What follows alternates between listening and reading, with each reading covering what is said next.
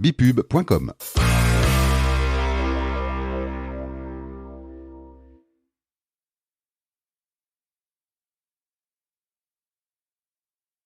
Bonjour et ravi de vous retrouver pour un nouveau numéro de Portrait d'entrepreneur by Bipub. Bipub, c'est le podcast qui met en lumière les femmes et les hommes qui se cachent derrière leur entreprise, proposé par bipub.com, l'annuaire des professionnels de la création et de la communication. Ensemble, nous allons découvrir leur parcours, leur histoire, leurs valeurs, qui vont vous révéler leur authenticité, ce qui fera toute la différence effectivement dans vos besoins en achat de communication. Et aujourd'hui, nous avons le plaisir d'accueillir Olivier Salès, entrepreneur et architecte UX/UI, un expert en stratégie digitale et innovation, directeur associé de l'agence MentalWorks. Il est également consultant en stratégie digitale pour UTM SA, assure des cours en e-marketing en stratégie digitale au lycée Saint-Vincent de Senlis. Il est aussi président de l'association Was Digital et, n'en doutons pas, il a encore beaucoup d'autres cordes à son arc. Bonjour Olivier. Bonjour Olivier. Alors, merci de m'accueillir. Est-ce que la présentation est correcte ou est-ce qu'il y a encore d'autres choses à ajouter ? Oui, c'est une bonne présentation. Elle est un peu dense, alors peut-être qu'on aura l'occasion de détailler tout à l'heure, mais globalement, c'est parfait. Voilà. D'accord. Alors aujourd'hui, on va vous découvrir un petit peu, on va découvrir l'homme que vous êtes, surtout derrière l'entreprise, donc derrière MentalWorks. Avant de passer sur cette phase-là, j'aimerais avoir une petite précision. C'est quoi en fait UX, UI pour nos auditeurs ? Alors c'est une bonne question. Moi, je suis conscient qu'en affichant ce terme, notamment sur mon profil LinkedIn, ça peut paraître un petit peu, on va dire, obscur pour les non-initiés. Alors pour répondre concrètement à votre question, le terme UX fait référence à tout le volet ergonomie dans le design et la conception de site internet ou d'applications métiers. Donc c'est le côté ergonomie logicielle, et aussi l'ergonomie du poste de travail, mais qui n'a rien à voir, c'est des compétences différentes. Et le terme UI veut dire User Interface. Ça fait référence à l'habillage graphique, en fait, au rendu esthétique, visuel, graphique, les typos, les couleurs, la charte graphique, donc toute l'identité visuelle qui vient chapeauter finalement ce fond. Et donc c'est vraiment le côté pile et côté face d'une même équation. Donc, il faut pouvoir maîtriser les deux. Je précise tout de même qu'il y a des profils métiers qui maîtrisent l'un ou l'autre, pas forcément les deux.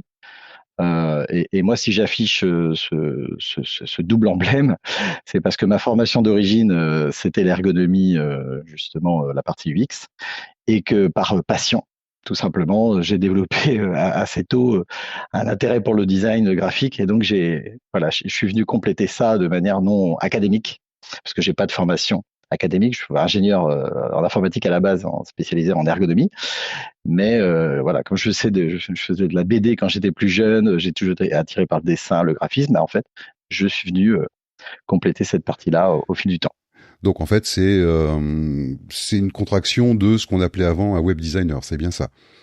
Exactement. Le terme de web design, on va dire, englobe les deux, parce que dans les premiers métiers, dans les premiers âges du web, il y a encore 20 ans, on n'avait pas cette distinction, il n'y avait pas encore de formation sur la partie ergonomie spécifique, il n'y avait pas de profil particulier. Donc en fait, on demandait à un graphiste de faire à la fois le fond et la forme, donc le côté ergonomique et le côté graphique.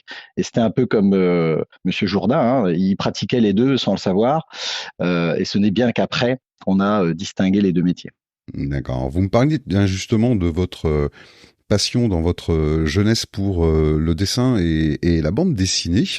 Alors, c'était quoi un petit peu votre enfance? Dites-moi. Alors mon enfance, elle a été quand même assez diversifiée, assez riche. Enfin, alors c'est toujours difficile de parler de soi parce que bon, on manque évidemment d'objectivité. Mais je peux considérer que j'ai eu de la chance parce que j'ai été d'abord à la campagne. J'ai fait plein d'expériences, beaucoup de choses pour découvrir la vie. On faisait des cabanes dans les arbres, on a fait des courses à la Mad Max avec des boîtes, des voitures en carton montées sur des skateboards.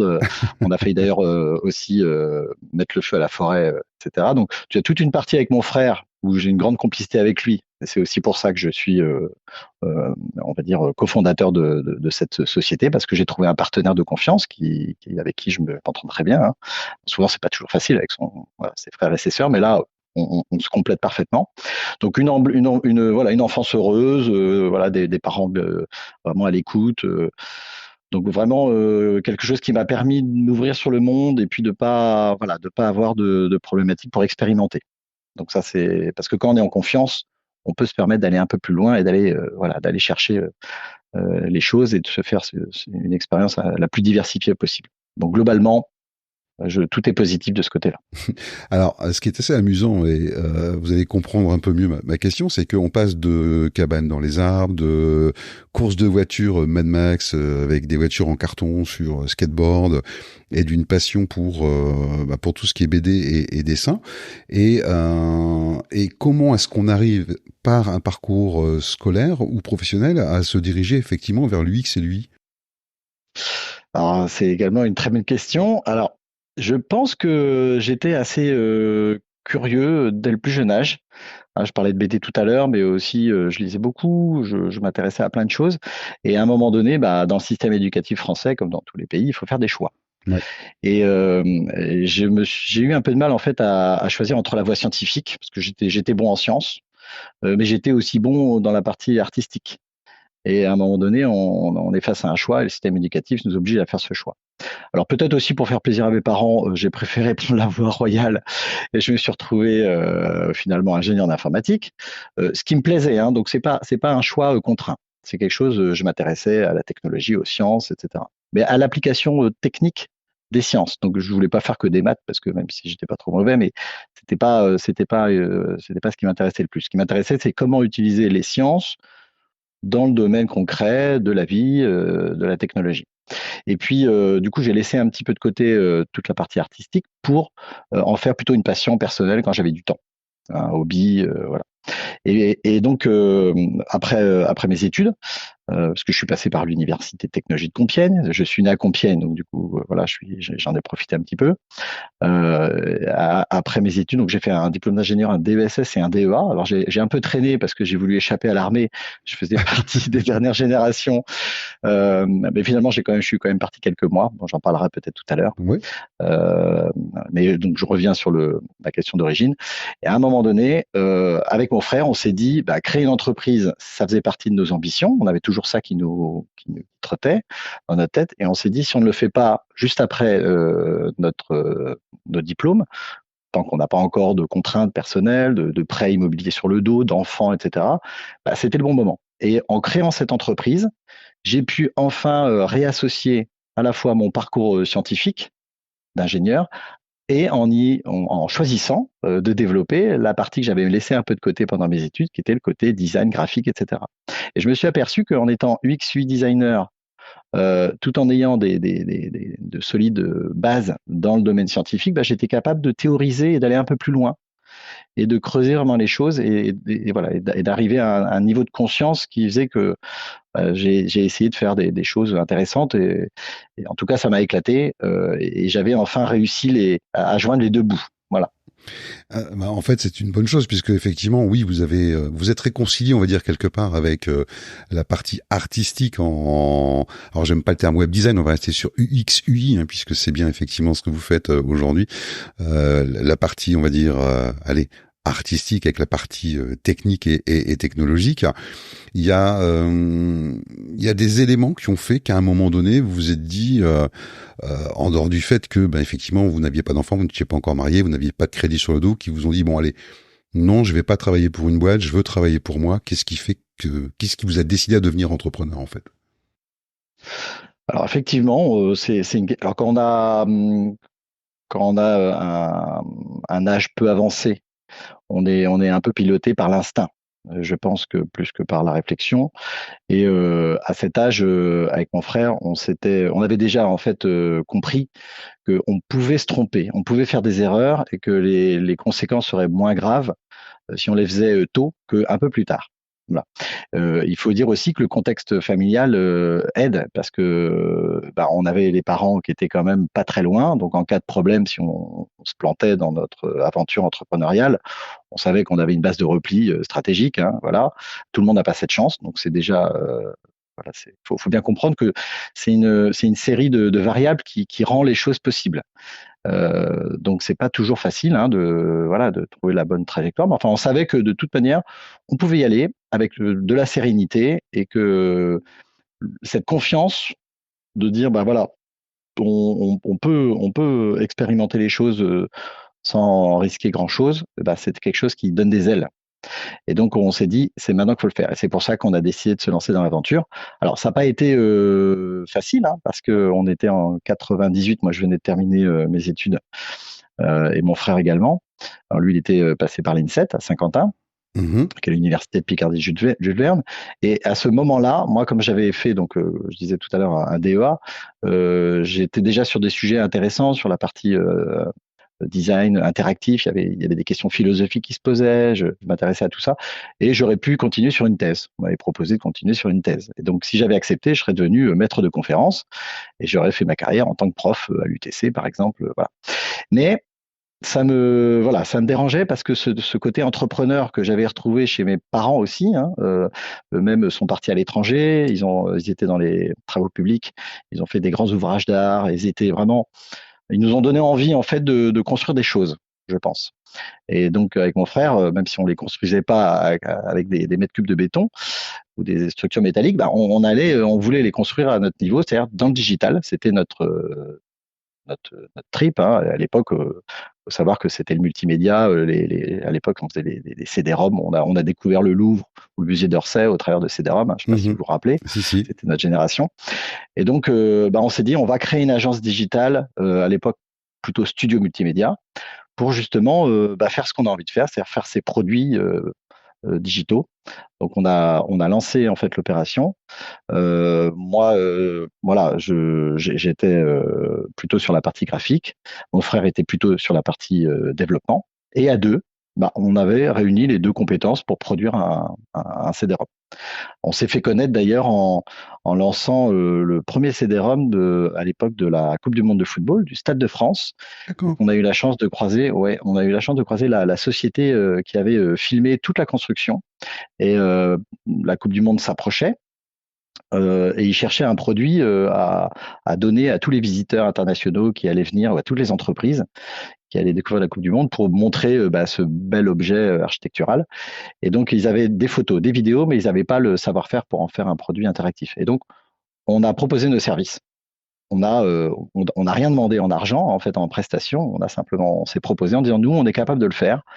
Bon, évidemment, faut payer quand même on va dire l'impression des CD-ROM. À l'époque, ça ne se faisait pas comme ça. Et donc, on a été voir le consortium Stade de France en leur proposant ce projet, en disant, voilà, d'un côté, nous, on peut faire un CD-ROM, de l'autre côté, on a un partenaire qui a toute la base, on va vous faire un produit. Ils avaient rien à perdre, ils avaient pas besoin de s'engager. Et donc pendant 6 mois, on a travaillé comme des mules, quasiment 15 à 20 heures par jour. Alors en plus, j'avais l'armée qui traînait derrière, donc je rentrais Ouais. tard en fin de journée, donc c'était compliqué, hein. Mais bon, à l'époque, on était vaillants. Et donc on a réussi à livrer ce produit en temps et en heure. Ça nous a fait notre première référence et ça a lancé en fait la société. Et, euh, et d'ailleurs, je me rappelle pour la petite histoire. Le premier client qui nous a payé, c'était la Banque Populaire Rive de Paris. Et on avait été les voir en tapant leur porte parce qu'on savait qu'ils avaient besoin de relooker leur site internet. À l'époque, ça avait été fait en interne. Et on leur avait proposé en disant nos services, en disant voilà, bah, notre dernière référence, c'est le CD-ROM du Stade de France, en omettant évidemment de dire que c'était aussi notre première. Mais c'est pas grave, ça a fonctionné, ils nous ont fait confiance. Et donc on a également donc travaillé sur la refonte du site internet de cette banque. Et après, les références se sont enchaînées. Mais ça a duré 2 ans, puisque en 2000, on s'est aperçu qu'on avait déjà 2 salariés, on avait embauché 2 salariés. On s'est aperçu qu'il fallait passer à une autre échelle. Et donc, on a préféré fusionner avec une autre entreprise créée également par un ancien du TC, Jean-Noël Martin et sa femme, pour donner naissance donc à Mentalworks. D'accord. On a considéré que si on continuait comme ça, on était dans le même hôtel d'entreprise à Compiègne et on allait avoir besoin chacun des compétences de l'autre, donc on se serait retrouvé en concurrence et on s'est dit, bah voilà, en fusionnant donc 2 fois 4 à 8, on allait tout de suite voilà, disposer d'une force de frappe, d'une certaine crédibilité pour aller chercher des projets et des clients plus ambitieux. Et c'est ce qui s'est passé puisque, bon, je fais un raccourci, mais on est monté de 8 à 25 et c'est ce qui a effectivement participer à l'aventure de MentalWorks. Alors vous me parlez beaucoup également d'un passage, on va dire militaire, hein, qui vous courait derrière avec le service militaire. Alors moi je suis d'une génération qui a connu les disquettes 3 pouces et demi, 5 pouces et quart. Je sais pas si vous avez connu celle-ci. Absolument. Voilà. Absolument. On travaillait encore sur des AS400 ou des BS2000, des grosses machines de guerre. L'armée, ça vous a apporté, vous avez fait votre service militaire ou pas déjà? Alors, j'ai fait un bout de mon service militaire. D'accord. Alors, pourquoi? Parce que au moment où, après, je terminais tout juste, je faisais ma soutenance, je me rappelle très bien, j'étais à Compiègne, je faisais ma soutenance de mon DEA. Et le soir même, je prenais mon balochon et je partais en train pour faire mon service militaire. Alors, après une période de quelques jours, je me suis retrouvé à la base aérienne de Creil. Ouais. En tant que scientifique du contingent dans l'armée de l'air. Alors c'était super. C'est-à-dire que je faisais des choses intéressantes. Je travaillais sur des images satellites. Bon, je peux pas en dire trop parce que Non. à l'époque, voilà, mais c'était des choses assez poussées qui exploitaient mes compétences en algorithmie, en reconnaissance d'images, etc. Je faisais du sport l'après-midi. On était servi au restaurant. Enfin, c'était vraiment la belle vie, hein, vraiment le Club Med. Donc c'était très bien. Et donc j'étais moi pas du tout contre pour faire mon service militaire, même si je voulais poursuivre mes études pour aller le plus loin possible. Mais ce qui s'est passé, c'est que quand je racontais tout à l'heure qu'on avait un peu peiné avec mon frère pour terminer le CD-ROM du Stade de France, eh bien au bout de 3 mois, comme effectivement je me levais très tôt et que j'arrivais très tard vers 17h, il restait que quelques heures de boulot. Et on s'est rendu compte qu'on n'allait jamais y arriver. Donc, comme j'ai un esprit un peu audacieux, je me suis dit, allez, on n'a rien à perdre. J'ai contacté le député de ma circonscription, de Compiègne. Je lui ai expliqué mon cas en disant, on a un projet d'entreprise, on s'est engagé sur un livrable, et si on ne le fait pas, on risque de faire capoter la boîte. Enfin, on risque de... donc, il m'a aidé à monter un dossier. J'ai expliqué que j'étais un jeune ingénieur de l'UTC, qui montait sa boîte, tout le soin. J'avais aussi écrit des articles de presse à l'époque. J'écrivais pour des journaux dans le domaine multimédia, donc j'avais déjà un petit peu d'expérience.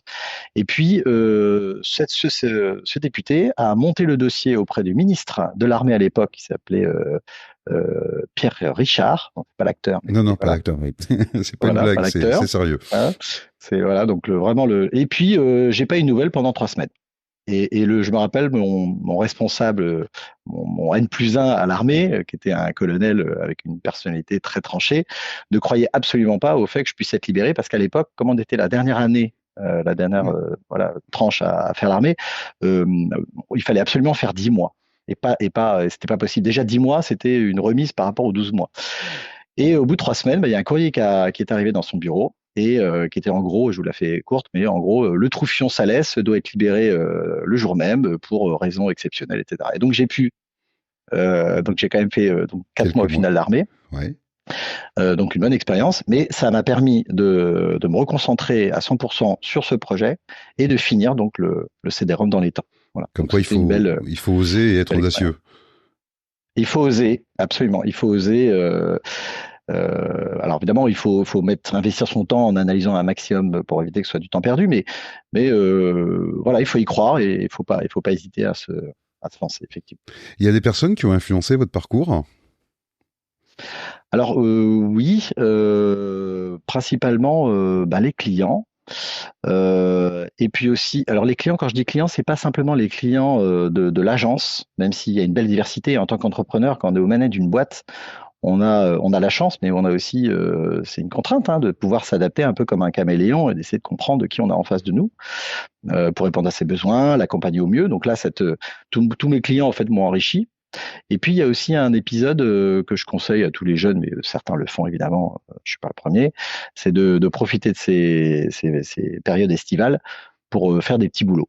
Et donc avec mon frère, pendant 4 ans, l'été, on était embauché par une chaîne qui s'appelait Interdiscount à l'époque, qui était une chaîne qui vendait du matériel informatique, de l'audiovisuel, etc. Et comme on avait appris à monter nos PC tout seul, on en parlait tout à l'heure, nous à l'époque c'était les Amstrad 464, après c'était les Commodore, c'était les Atari 520 ST, puis les premiers PC, les 8086, les 286, les 386, les Pentium. Avec les 2 couleurs et les 20 mégaoctets de disque dur qui étaient c'est fantastique à l'époque.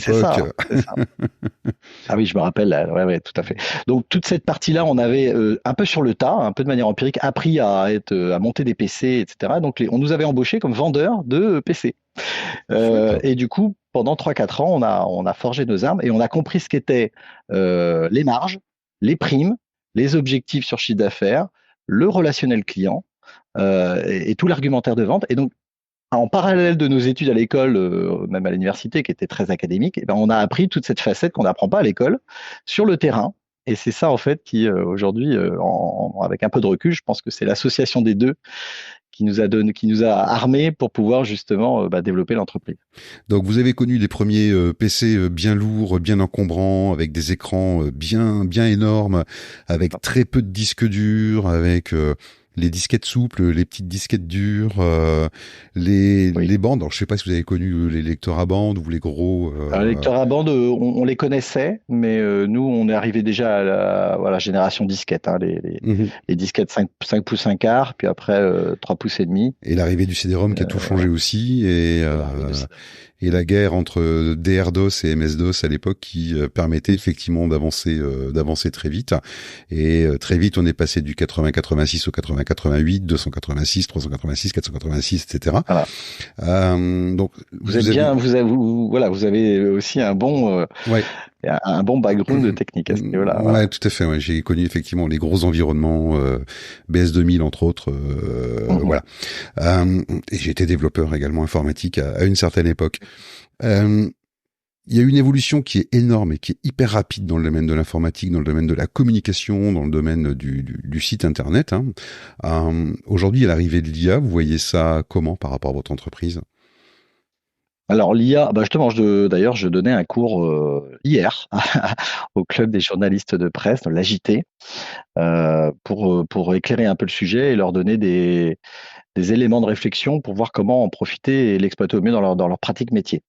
Mais ça, c'est au travers de mes actions de consultant où je fais de la formation, parce que le sujet m'intéresse à titre personnel. Mais je l'utilise également à titre professionnel depuis plusieurs années, parce que en plus de la partie, on va dire architecte UX/UI et responsable marketing, chef de projet commercial, enfin j'ai plusieurs casquettes à mon arc.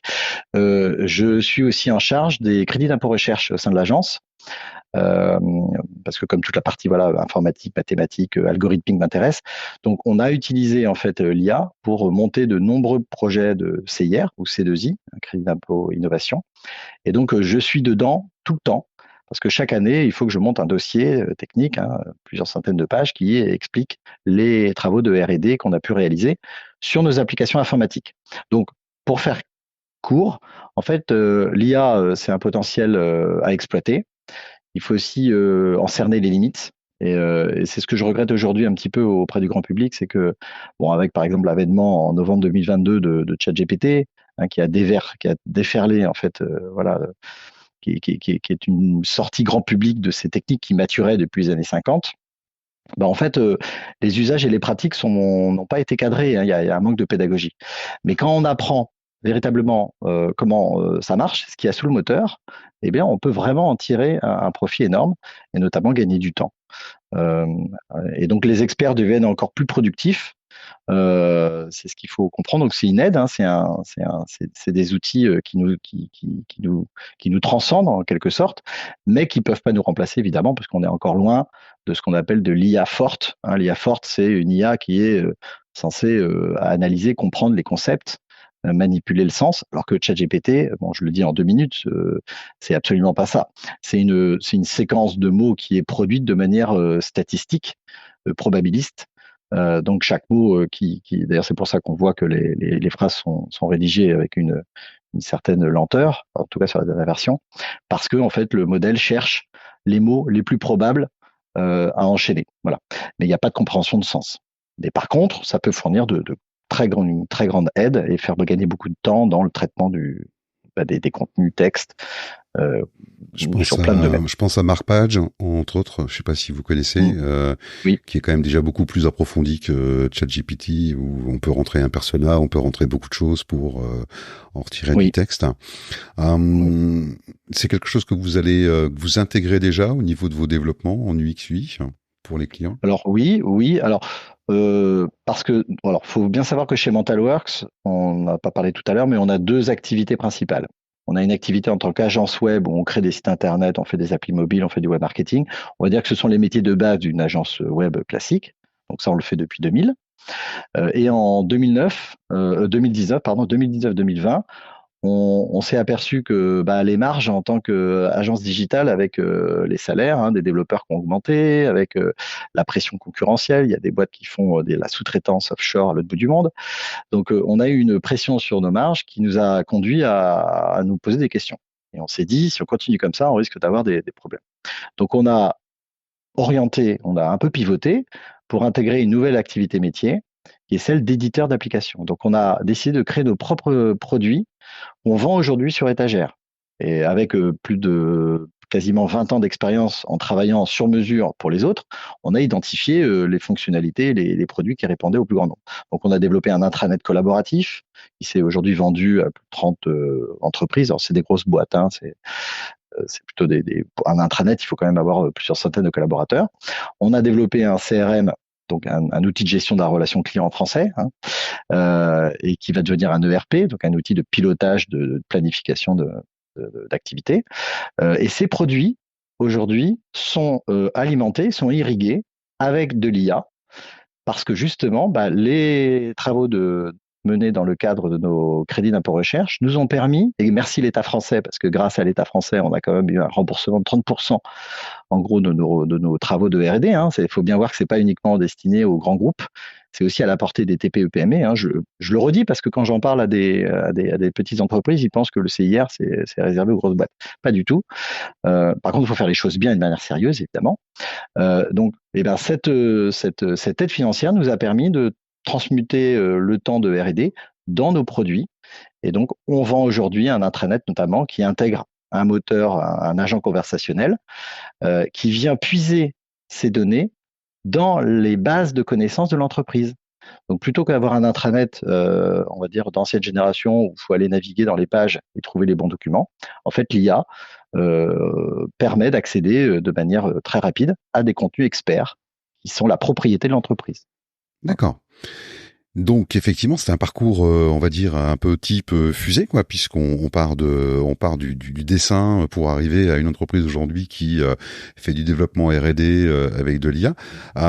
Aujourd'hui, pour revenir un petit peu sur l'homme que vous êtes avant tout, sur vos objectifs personnels et professionnels, voilà, vous voyez comment votre avenir en fait aujourd'hui, qu'est-ce qui vous passionne? Alors c'est compliqué justement de faire des choix parce que comme j'ai une pensée qui m'entraîne sur plein de sujets différents, je passe mon temps à investir du temps sur plein de sujets, mais je pense que ça fait partie de ma personnalité. Alors, il faut que j'arrive à la canaliser, évidemment. Donc, des projets, j'en ai plein. Le plus dur, c'est de choisir. Alors, j'ai maintenant, 50 ans, j'ai quand même trouvé les moyens de sortir un peu la tête du guidon.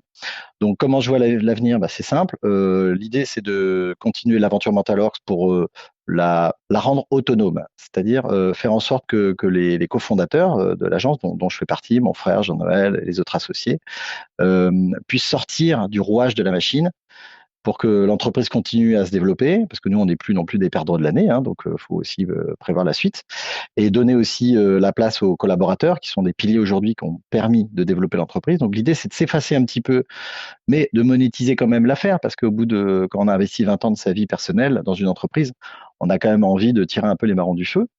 Donc l'idée, c'est de booster son développement, d'intéresser des investisseurs pour pouvoir sortir, mais faire rentrer d'autres personnes, puis donner les clés à nos collaborateurs, à ces fameux piliers. Et grâce à cette distanciation, je vais pouvoir m'orienter sur des projets plus personnels, continuer à m'investir dans des startups, apporter mon conseil, lancer des projets perso. Alors ça peut être écrire un bouquin justement sur l'UX/UI, j'ai ça en tête depuis des années, lancer une chaîne YouTube qui donnera l'idée c'est de transmettre ce que j'ai appris, parce que vous le savez comme moi, passé un certain âge, on a envie de transmettre. On a envie et c'est pas et ça, donc ça me travaille aussi. Et puis prendre un peu de temps, penser aussi à passer du temps avec mes enfants. J'en ai deux, donc ils sont en phase d'adolescence, et je m'aperçois que des fois je sacrifie du temps que je pourrais pas récupérer. Donc c'est des valeurs et des choses qui s'imposent à moi aujourd'hui. J'ai envie Le temps, de rééquilibrer un peu tout ça. Voilà. le temps, le bien le plus précieux qu'on ait, voilà, sur Oui. cette terre. Et donc en fait, vos passions, en fait, concrètement, c'est transmettre par différents moyens, par différents canaux. Peut-être pourquoi pas, tiens, une BD autour de l'UX lui aussi pour faire comprendre ça aux plus jeunes, Par puisque exemple, vous aimez le absolument. dessin. Alors par contre, je ne pratique plus depuis un moment, donc il faudrait que je m'y remette, mais pourquoi pas. Encore un Mais nouveau challenge. aider de l'IA, Aider aider de de l'IA, l'IA, je peux ouais. arriver à faire des choses intéressantes, Ouais, effectivement. c'est vrai qu'aujourd'hui l'IA permet Ouais. de faire quand même pas mal de choses. Dans la vie d'un entrepreneur, il y a toujours des moments où on est obligé de s'adapter, où on a parfois c'est un petit peu comme une courbe sinusidale, hein, on a des hauts, on a des bas. Il y a quelque chose dont vous êtes particulièrement fier dans vos réalisations avec l'entreprise? Alors oui, on va dire que c'est plutôt une cohorte de satisfaction. Le fait, déjà d'avoir créé une entreprise qui aujourd'hui, enfin qui va fêter bientôt ses 25 ans. Pour moi, c'est déjà une performance parce que souvent on dit que la performance c'est la durée, hein, le fait de voilà, et ben c'est vrai parce que on a vu quand même beaucoup d'entrepreneurs, voilà, qui ont testé, qui ont pivoté, etc. Mais là, une agence digitale située à Compiègne de 20 collaborateurs qui est encore en vie et qui se développe au bout de 25 ans, bah pour moi, c'est ça la vraie performance. Et c'est finalement une aventure humaine aussi parce que on a pu accueillir et on a donné des clés en fait à des stagiaires, des alternants, à des collaborateurs qui sont venus chez nous, qui sont partis. Enfin, je pense qu'on a participé à l'écosystème local et notamment notre ancrage sur le territoire de Compiègne aujourd'hui devient de plus en plus important. C'est-à-dire qu'on sait qu'on fait partie un peu d'une pierre de l'édifice. Autant au début, on n'en était pas vraiment conscient. Là, aujourd'hui, la dimension RSE, engagement pour l'entreprise, pour privilégier les prestataires de proximité, de pas faire appel à de la sous-traitance à l'autre bout de la planète, ce qu'on fait plus. Eh ben, ça fait partie d'une sorte d'hygiène entrepreneuriale. Et finalement, pour moi, c'est ça en fait la réussite aujourd'hui. C'est pas simplement la marge à la fin, c'est le fait d'être utile et puis d'apporter de la valeur, tout simplement. Alors, lors de la préparation de cet entretien, qui a été courte, hein, juste un peu avant de l'enregistrer, vous m'avez parlé également de votre engagement associatif. Quelques mots autour de ça? Oui, alors ça fait partie du temps qu'il faut prendre justement. Alors au début, pour être tout à fait honnête, on est venu plutôt me chercher parce que ce soit à l'UTC, je donne des cours à l'UTC, donc l'Université de Technologie de Compiègne. On a gardé évidemment des relations puisque j'en sors. Donc pour les ingénieurs, je donne des cours UX, UI depuis maintenant 15 ans à l'UTC et depuis 8 ans, je donne des cours au lycée Saint-Vincent à Senlis pour les profils développement. Et au travers de ces cours, on s'est aperçu qu'on rencontrait aussi d'autres professionnels et que ça pouvait être intéressant de créer une espèce de communauté. Donc, j'ai décidé de consacrer un petit peu de temps à la vie associative. Donc, je suis rentré dans plusieurs clubs d'affaires du territoire, mais c'est au travers de West Digital où je me suis investi le plus, puisqu'aujourd'hui, là, je suis le président de cette association qui fédère une cinquantaine de prestataires et d'entreprises qui ont une activité dans le digital sur le territoire de l'Oise. Et le but, c'est d'animer cette communauté, de défendre évidemment le métier, valoriser le cursus, la formation, et puis d'apprendre à se connaître pour travailler ensemble. Parce Oui. que c'est ça le plus gros problème en fait dans tous les territoires, c'est que on voit les concurrents comme des prestataires à qui il faut s'opposer, mais en réalité on est plus fort ensemble. Donc le simple fait de intellectuellement d'ouvrir les portes et de dire tiens, on va apprendre, ok, on est concurrent a priori, mais on va creuser un peu les choses et on va s'apercevoir finalement qu'on n'est pas si concurrent que ça, on est plutôt complémentaires. C'est au travers du milieu associatif qu'on rend ça possible. Et aujourd'hui, on en mesure, on va dire, les résultats positifs parce que d'anciens concurrents sont devenus aujourd'hui des partenaires. Voyez. D'accord. Voilà. Et c'est un parcours hyper inspirant. Qu'est-ce que vous diriez aujourd'hui, puisque bon, vous croisez pas mal de jeunes, donc de par l'enseignement, mais à travers des associations également. Qu'est-ce que vous diriez à une personne qui aujourd'hui aurait envie de devenir aussi entrepreneur? Ce serait quoi votre conseil? Alors mon conseil, c'est d'écouter sa petite voix intérieure et de faire confiance à cet instinct finalement sur lequel, quand on est jeune, on peut pas forcément mettre de mots. Mais je pense que on a tous un caractère, une personnalité, des atouts, il faut essayer le plus rapidement possible de les identifier, et de pas forcément se faire écraser parce que les autres attendent de vous, mais parce que vous pouvez faire, parce qu'on est le meilleur finalement dans ce qui nous rend curieux, ce qui nous passionne. Et c'est ça, ce moteur qui nous permet ensuite d'être bon. Voilà, donc ça c'est le premier conseil. C'est un peu, ça rejoint un peu le concept de l'ikigai japonais que certains peut-être connaissent, hein, où on fait à la croisée entre ce pourquoi on est bon naturellement, ce qu'on aime faire, ce dont le monde a besoin et ce dont le monde peut nous payer finalement, hein, ce qui peut nous, voilà. Et à la croisée de tout ça, on trouve la vocation ou voilà, la raison d'être finalement, hein. Et plus on s'intéresse à ce sujet tôt, plus on est en mesure d'être canalisé sur le bon chemin. Alors certes, on peut y arriver en faisant un jeu de billard à 4 bandes. Ça, c'est aussi tout à fait enrichissant, mais c'est quelque chose à pas négliger. Donc vraiment s'écouter, essayer de faire quelque chose qui nous plaît, et avec cette motivation permanente, on ne considère pas ça comme de l'énergie, comme du travail. On va finir par s'accomplir et devenir performant dans son domaine. Et on sera aligné avec à la fois ce qui on est et ce qui nous anime. Et c'est là où je pense on peut réussir. Et avant de terminer cet entretien, est-ce qu'il y a une question que vous auriez aimé que je vous pose et que je ne vous ai pas posée? Dites-moi, Olivier. Alors c'est une excellente question. Alors oui, il y a quelque chose qui me vient en tête.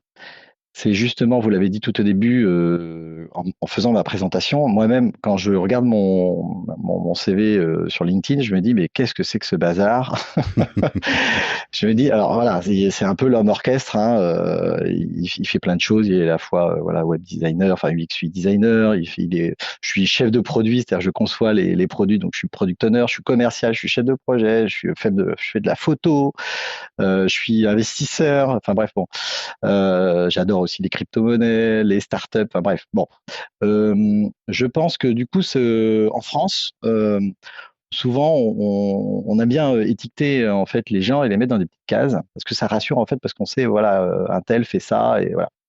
Et donc c'est plutôt une réflexion, c'est de dire que aujourd'hui, bah, les profils un peu polyvalents, je vais considérer que j'ai un profil polyvalent. Multipotentiel, Je suis quoi. pas un expert dans tout. Mhm. De manière humble, je le reconnais et plus j'apprends de choses, plus je m'aperçois que j'ai un océan de choses que je ne connais pas devant moi. Et je peux m'y noyer d'ailleurs, hein. C'est pour ça que je suis un peu boulimique, hein. J'apprends beaucoup tous les jours, plein de vidéos sur YouTube, de livres, enfin bref. Et du coup, ce type de profil peut avoir son intérêt dans cette société parce que finalement, on a besoin de prendre un peu de recul, on a besoin d'avoir une vision globale d'ensemble. Et finalement, les seniors de notre âge ont peut-être de beaux jours devant eux, parce que je vois arriver en fait une société qui s'accélère, où pour simplifier les choses, on cloisonne les compétences et les expertises. Et du coup, le fait d'avoir affaire à des gens qui ont un peu une vision, voilà, un peu plus globalisée, un peu plus de recul, bah, ça peut avoir son intérêt. Donc voilà, c'était pour dire que j'assume mon profil d'homme orchestre, et je pense que c'est aussi devenu une force aujourd'hui. Voilà. Votre message de fin, en fait, c'est grosso modo, soyez qui vous êtes, soyez curieux de tout et n'hésitez pas à l'afficher. C'est un peu ça? Oui, c'est ça. Et je rajouterais, n'hésitez pas à vous tromper et à faire des erreurs, comme disait Nelson Mandela, et disait effectivement, je ne perds jamais, soit je gagne, soit j'apprends. Eh bien, c'est tout à fait vrai. C'est quelque chose qu'il faut pratiquer. Donc, et en France, contrairement à la culture anglo-saxonne, en fait, on a peur de l'échec parce que on a été éduqué dans ce sens-là, où un entrepreneur qui fait faillite, etc., c'est très difficile. Bon, ben non, il ne faut pas avoir peur de se tromper. C'est là où on tire effectivement le plus d'enseignements. Alors évidemment, il faut analyser la raison de son échec. Il ne faut pas rester au fond du trou. Mais des fois, il faut se faire aider aussi. Il faut avoir cette humilité de dire on ne peut pas y arriver tout seul. Des fois, on a besoin d'aller chercher et d'avoir une main qui se tend.